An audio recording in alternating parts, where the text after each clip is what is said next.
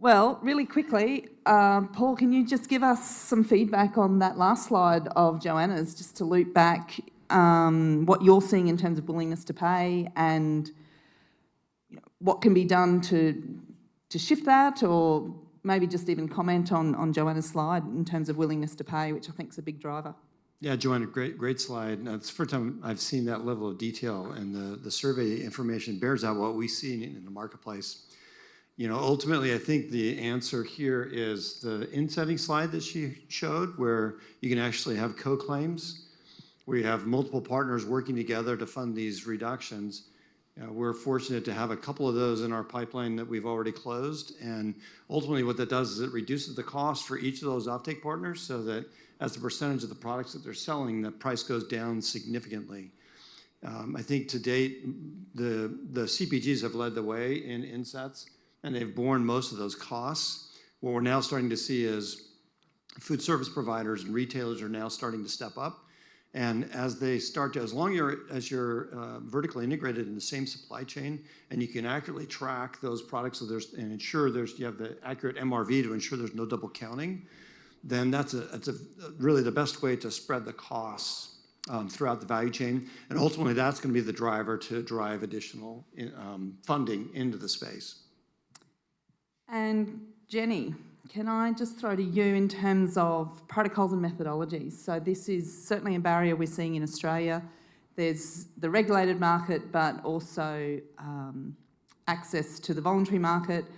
But we talked a little bit earlier about, you spoke to the fairness of considerations around carbon markets. Could you talk a little bit more about that in terms of how protocols and methodologies can be adapted or created to be both transparent and accurate, but also fairly allow for different production systems?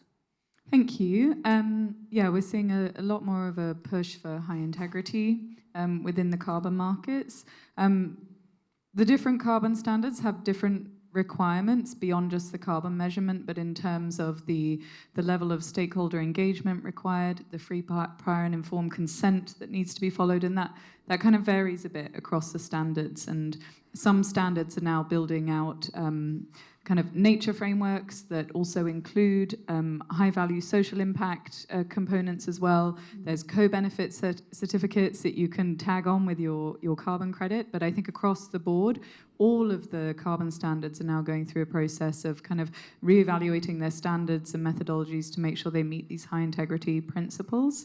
But as new methodologies are being developed, and these are like really quite technical sometimes for a specific intervention, one of the issues we've seen is methodologies that have been developed for like a specific project because there wasn't a methodology yet. So the project developer had to also develop the methodology.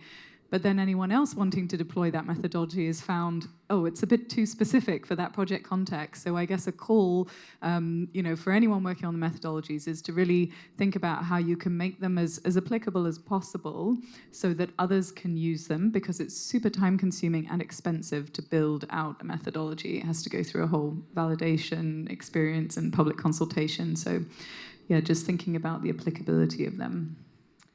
Thank you. And really quickly, the last one, Steve, I'm dying to know your decision-making process through the different interventions that you implemented. You spoke to the credits that BMW paid for, and you also spoke to some of the savings for your own system. What were your key drivers? Well, key drivers was talking to other people. Our developer was a big part of that, They're experts in this, and they've developed almost 100 digesters, and they were the ones that opened the door to BMW in that transaction. But again, surround yourself with people that know more than you do. Know what you do, know what you know, and know what you don't know, and find people to help you with what you don't. So, well, there's some words of wisdom to take us to our break this afternoon. Perhaps, how do we want to do this? Do we need to close up?